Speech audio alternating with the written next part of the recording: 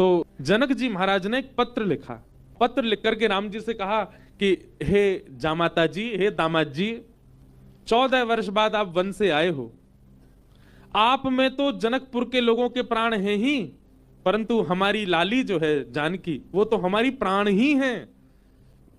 समस्त जनकपुर वासी आप दोनों युगलों को कुछ दिन के लिए जनकपुर बुला रहे हैं कि आप कुछ दिन आराम करने आओ। 14 वर्ष वन में रह के आए हो, और आप अकेले नहीं आवे, अपने तीनों भैयाओं को, तीनों लालियों को और अपनी समस्त सेना हनुमान जामवंत सहित सबको लेकर के आप जनकपुर आइए कुछ दिन आराम करने, हमको कुछ दिन सेवा करने दो, आपकी मेहमान नवाजी करें। भगवान सभा में बैठे थे, और सभा में बैठे बैठे जैसे ही जनक जी का पत्र आया तो भगवान ने हनुमान जी से कहा, पत्र पढ़ के सुनाओ, क्या बोल रहे हैं हमारे ससुर जी। हनुमान जी ने पूरा पत्र पढ़ा। बोले, हे प्रभु श्री राम, आपको, पूरी सेना को, हमारी मैया को, तीनों भैयाओं को, तीनों भाभीियों को, सबको जनक जी बुला रहे हैं जनकपुर कुछ दिन आराम के लिए।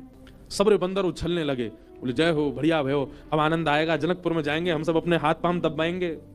बहुत युद्ध करके आए रावणों से, रावण की सेना से, और बढ़िया मालपुआ खावे को मिलेगा। राम जी की बारात में तो हम नहीं जा पाए थे, पर बारात की चर्चा हमने सुनी थी। वहां तो भैया बड़े पकवान बने थे, हम सब जाएंगे। ब्राह्मण सारे बानर इतने ज्यादा उत्सुक हो गए, हम सब जाएंगे।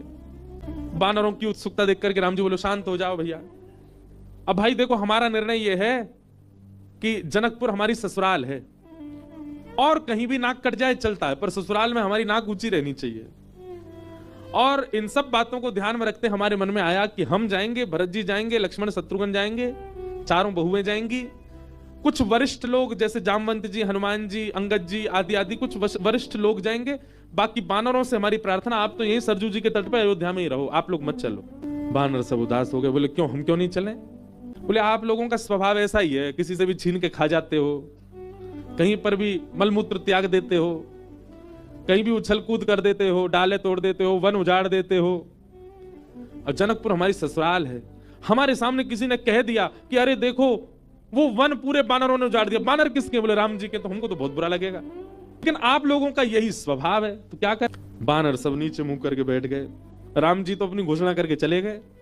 जामवंत जी, हनुमान जी बोले भाई सब लोग उदास क्यों हो गए। बोले जब रावण से मरवाना था तो हमको ले गए, और जहां रसगुल्ला मिलेंगे, मालपुआ मिलेंगे, फल मिलेंगे, मेवा मिलेंगे, सेवा मिलेगी, वहां हमको छोड़ के जा रहे हैं।